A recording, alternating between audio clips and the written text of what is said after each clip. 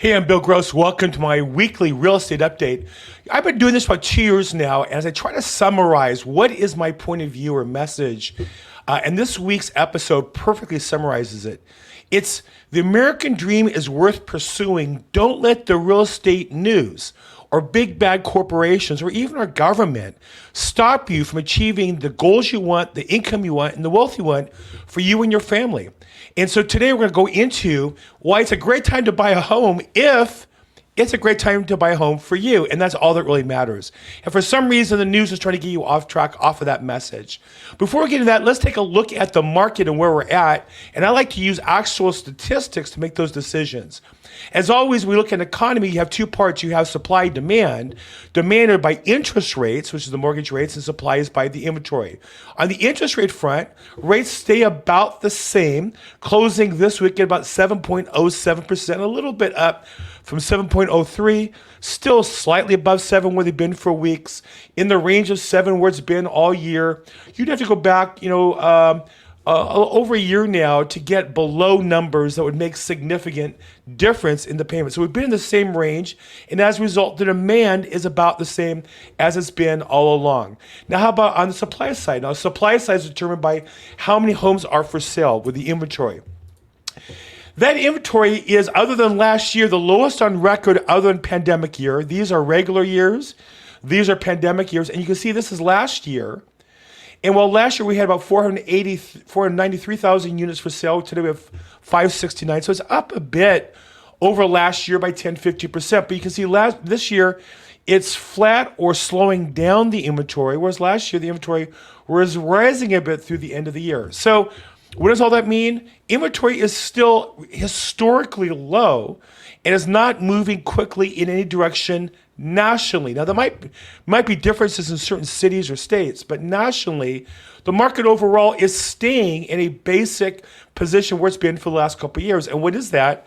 Well, it is what it is in your marketplace. I would say overall, it seems to be a seller's market, particularly in Los Angeles. That's true. I use Altos Research as the best resource.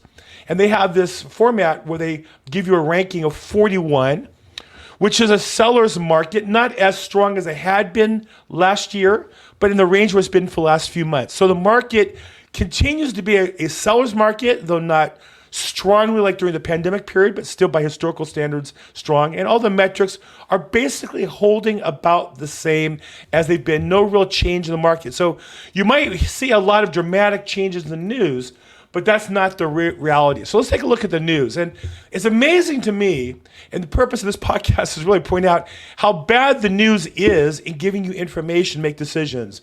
First up today, we have from badcredit.org by way of Housing Wire, by way of Zillow, saving for a down payment can take decades for minimum wage workers. Now, this is really pathetic in so many ways. One is, minimum wage was designed to start your career in business. It wasn't meant to be there to form your family and to buy a house and to raise your family and live there for 10, 20, 30 years. In my experience, when I started in the labor market and as a manager for the first 10, 20 years of my career, I would say that the minimum wage jobs, you should go into it and get out of it within a year or two. It was meant to get somebody into the job, get them started, get them to learn how to show up for work on time, get them to understand the basics. And from there, they become a productive worker and they would get raises and be worth more. It wasn't meant to live on. And so a couple things here. You see Housing Wire and in this case, badcredit.org, their organization, and Zillow, who kind of starts all this information. I think there's this political movement to make minimum wage seem as though it should be a living wage, as opposed to really what it was designed for, which is a starting wage to get young teenagers their first job or immigrants their first job, and yet protect them so they can take advantage of. And instead, here we have a story saying it might take you 30 years at minimum wage. Can you imagine having a minimum wage job for 30 years? I mean, even in Los Angeles, dishwashers, which used to be minimum wage, aren't minimum wage anymore.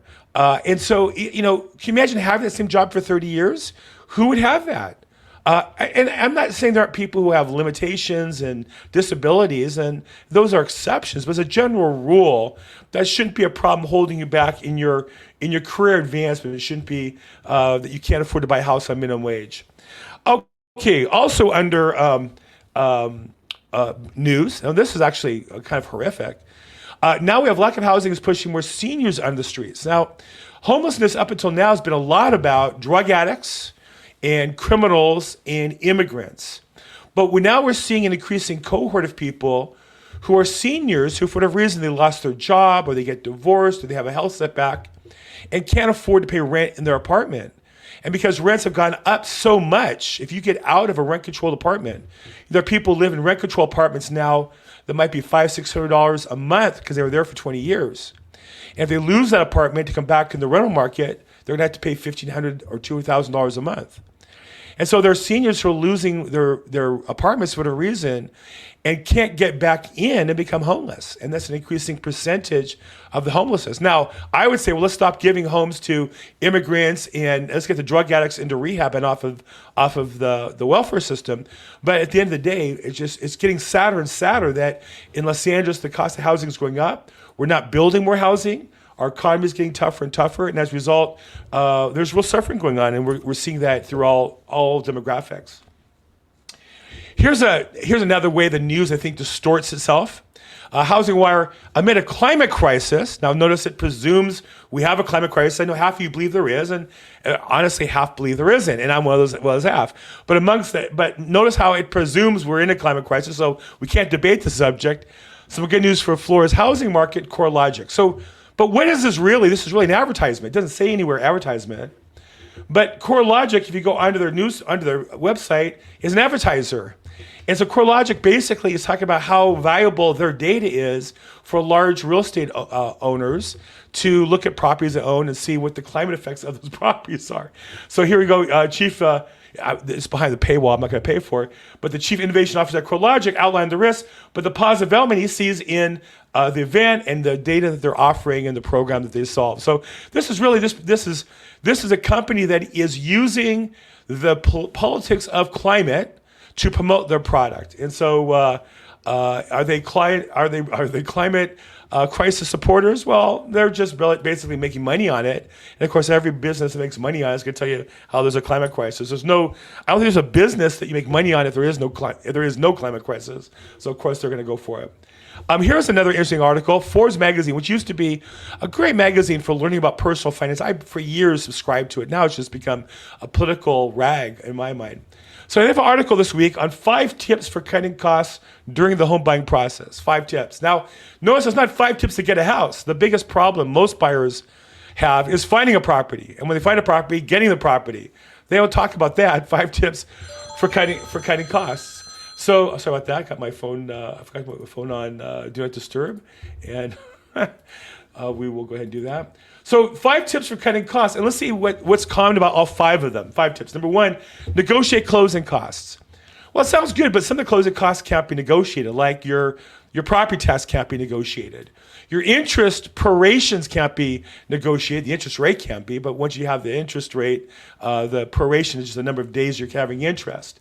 There are vendors, escrow, title, but good luck as an individual buyer, first time going to negotiate. For one, you really can't negotiate until you're under contract, and 2, it's possible under contract they might give you some sort of a discount. I've seen it happen, but how much business is a discount going to give you? How much discount will a business give you if you're only going to buy one house every 10 years?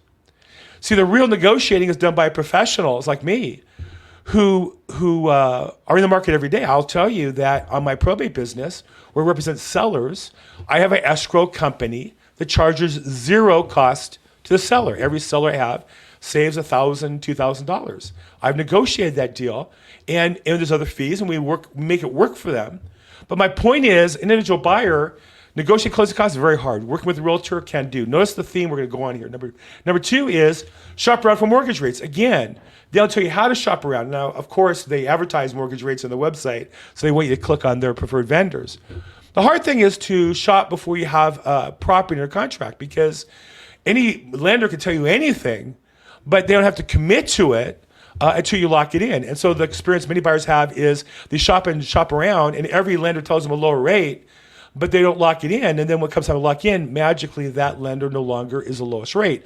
More importantly, that lender is not helping them get the house. As a listing agent, I always want to talk to the lender to make sure they know the buyer, they know their jobs can get done. And many lenders aren't responsive, aren't available. They're telemarketing centers, and we're less likely to accept their offer because of that. So shopping around is difficult, but I can say as a professional, I deal with lenders all the time. And when I have a buyer who has a lender that I've worked with, I tell them you have to be competitive. You got to match the competition, and they'll do that. And again, as a realtor, notice the theme here, I have more leverage than the buyer will have. Number 3, consider fixer-upper. For most people, this is terrible advice because a fixer-upper means you're going to take on contractors and work and maybe permits. Now, if you have experience in that area, great. Great way to make money. Great way to get below costs and save some. But for most buyers, the process of buying the house is complicated enough and disruptive enough and stressful enough. You can buy a fixer, and you may not be able to move in the property for days or weeks or months or longer if you don't get things done right.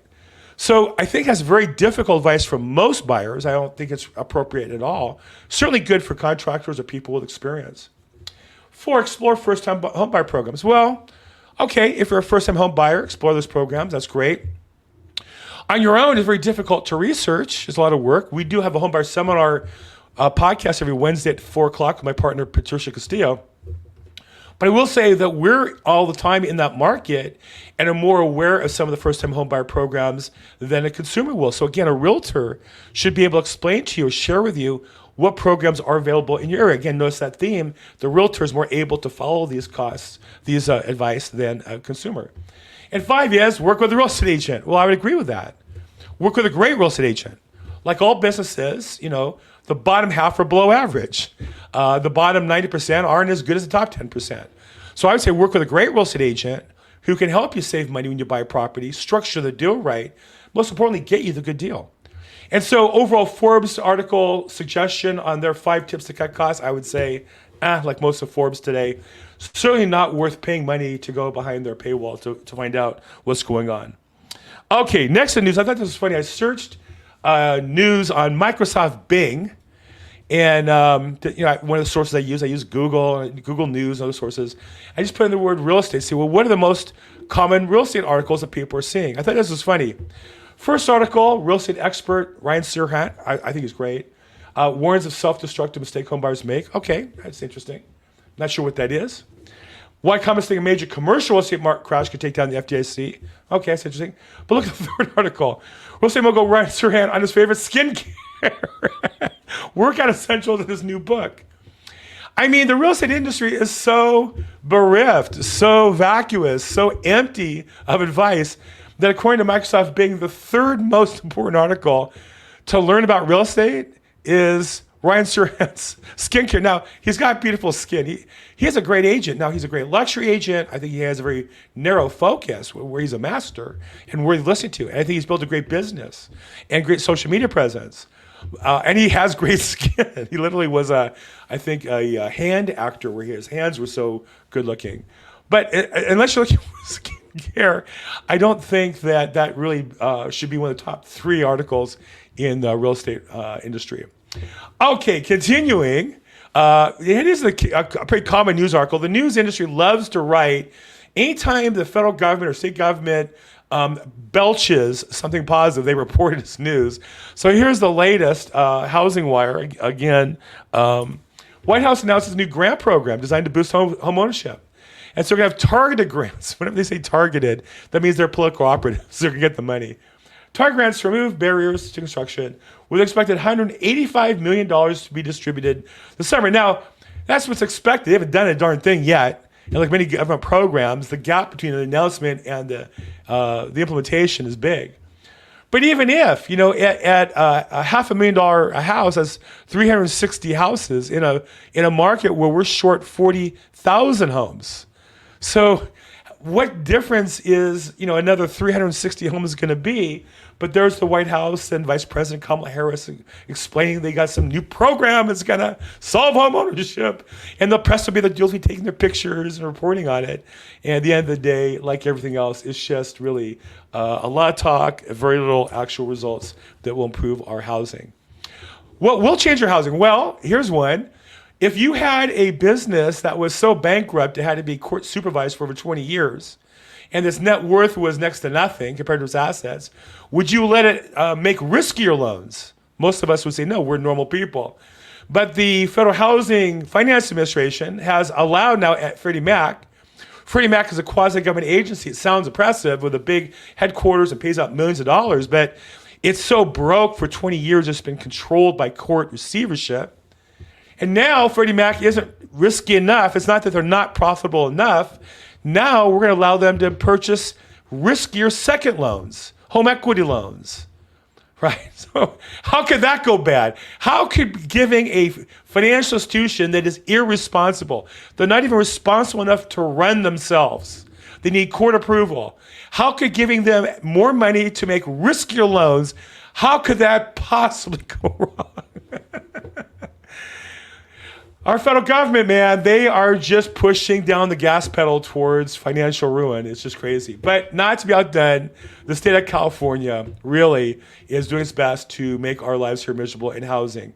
Here's a recent study from the Brookings Institution. Now, Brookings is traditionally a very left-wing, progressive, i.e. pro-government, pro-state government California organization. Really just a shill for our state government. And even they are criticizing when they say statewide zoning reforms aren't making much of a dent in Southern California's housing affordability or production problems, at least not yet. Well, that's the obvious, right? We're not building any new houses. We have a growing population of people coming from around the world.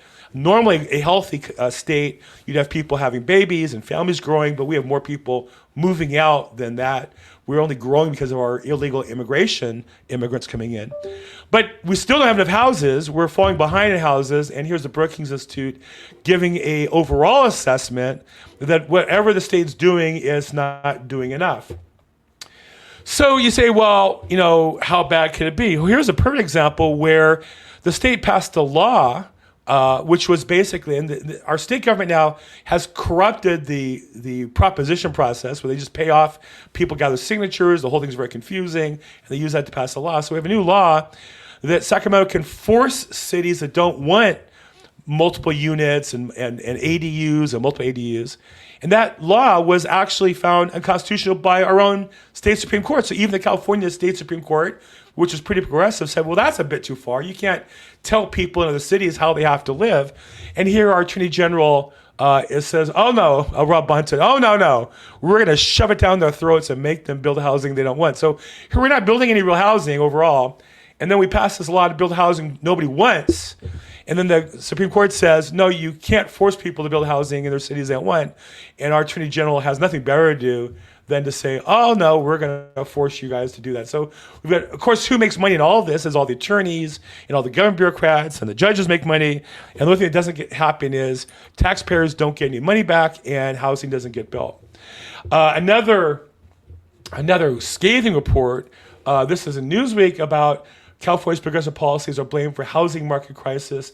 And this was a report done by another organization that's maybe a little more center of overall out of Chapman University. And they're saying that all the requirements on energy requirements and water requirements and landscaping requirements have made housing building so expensive. One of my neighbors was walking by the other day, and in my neighborhood, they're building a new house. They tear down homes like where I live in that were $1 million, seemed like a lot a few years ago.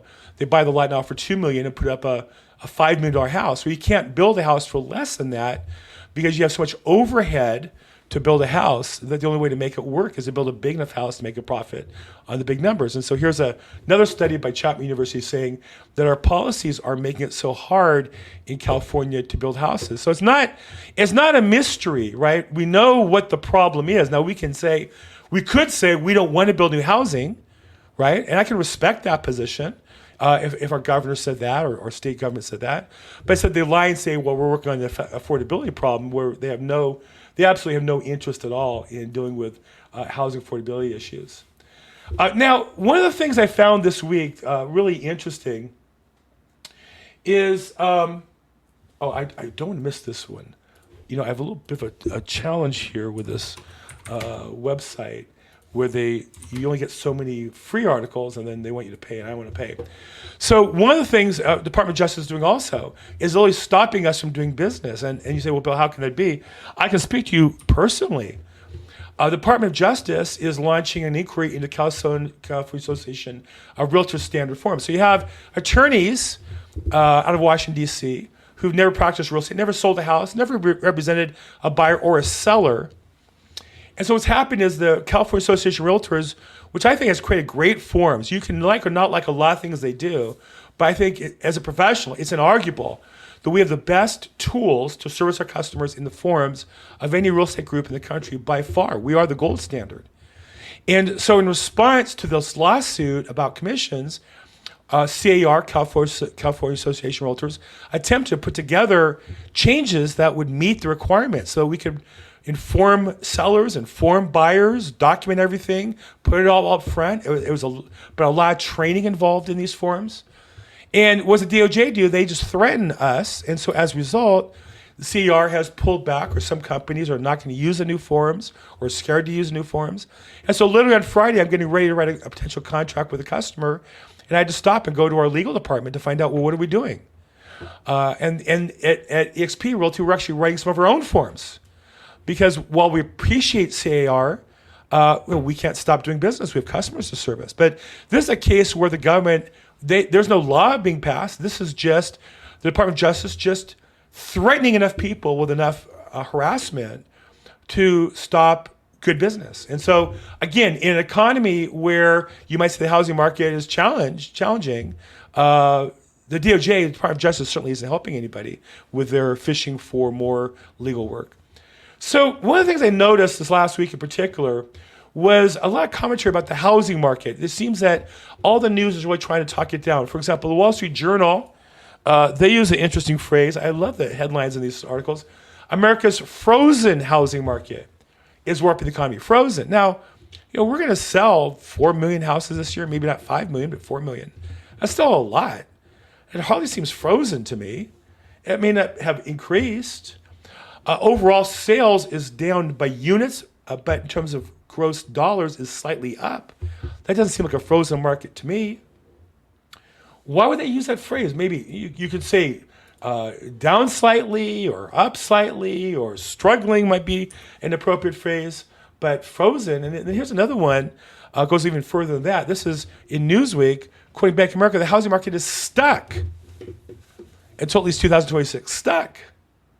Is it stuck? Are interest rates not going to change? Nothing will change for good or for bad between now and 2026? They're predicting for a year and a half or 2 years? And this is from Bank of America. This is a company that makes home loans, presumably, and lends money to businesses in the real estate business. It's stuck? And when you read the article, it says, sales down by 2 or 3%. The value of the house is up by 5%. Overall, sales dollars up by 1 or 2% this past year. The worst of them all is Money Magazine. Look at this one. It's a bad time to buy a house, according to basically everyone. So let's just review everyone. Now, by definition, and here's the thing that you have to understand about economies. By definition, anytime there's a transaction, there's a buyer and a seller. The buyer thinks it's a good deal, and the seller thinks it's a bad deal. That's why they're selling it, right? You can sell your car. I have a used car. I'm thinking of selling it. Let's say for $10,000. If I'm selling it for $10,000, I think it's not worth $10,000. If you're willing to pay for it, thank you. Good luck. If you're buying it, you think, well, it's probably a good deal at $10,000. Maybe it's worth a little more. I'll buy it, right? There's two sides to every story in a market. So by definition, it can't be basically everyone. The stupidity of this article, when you read it, there's a survey, and it says of all the people in America, or I guess prospective homeowners, only 14% think it's a good time to buy a home. Well, think about that for a second. Homes, about 10% trade over every year. If you have a neighborhood of 100 homes, about 10 will sell every year, which is 10%, which means that 10% of the sellers think it's a good time to sell, and 9% think it's not a good time to sell. Why? Well, the 10%, maybe somebody died, somebody's born, somebody got married, somebody got divorced, somebody made money, somebody lost money, and they want to sell. And the other 90%, not much happened. And the same is true for buyers, right? Not everybody is buying a house in any year, even the best of years. In the best of years, about 10% of a number equal at 10% of the home buyers thought it was a good time to buy. They either had more money, less money, somebody died, somebody was born, got a new job, lost a business, something happened, and they wanted to buy. And so the number in the survey, 14%, is about normal. But look at the headline. It's a bad time to buy. Not a good time, not concerned. According to everybody, that's not true. The housing market is not a democratic election where the majority vote and determine it. Those people who want to buy, and those who don't. And those who want to sell, and those who don't. And so there's this constant drumbeat in the news industry about the market where meanwhile, housing prices have gone up consistently. And again, this year, they've gone up 5% year over year. And they're projected to go up another 5% for the next 2 years, according to Freddie Mac. So what's behind all this? I don't know.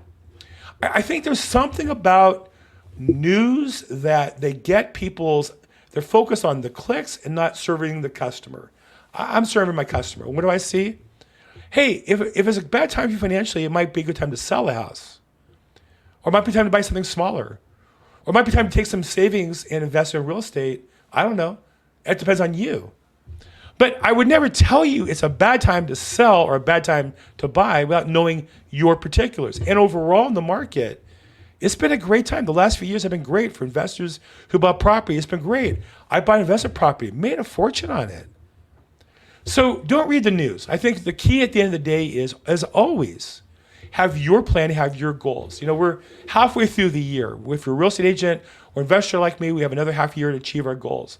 If you're not, and you're a consumer looking to buy or sell, it's a good time to take a look at your goals for the year and say, what can you do to move forward?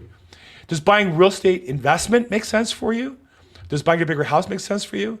If I can help in any way, let me know. And again, is what's best for you. Don't let the news tell you what's best for you. You do you, and it'll all work out for the best. So that's why I would say the real estate news is not serving you.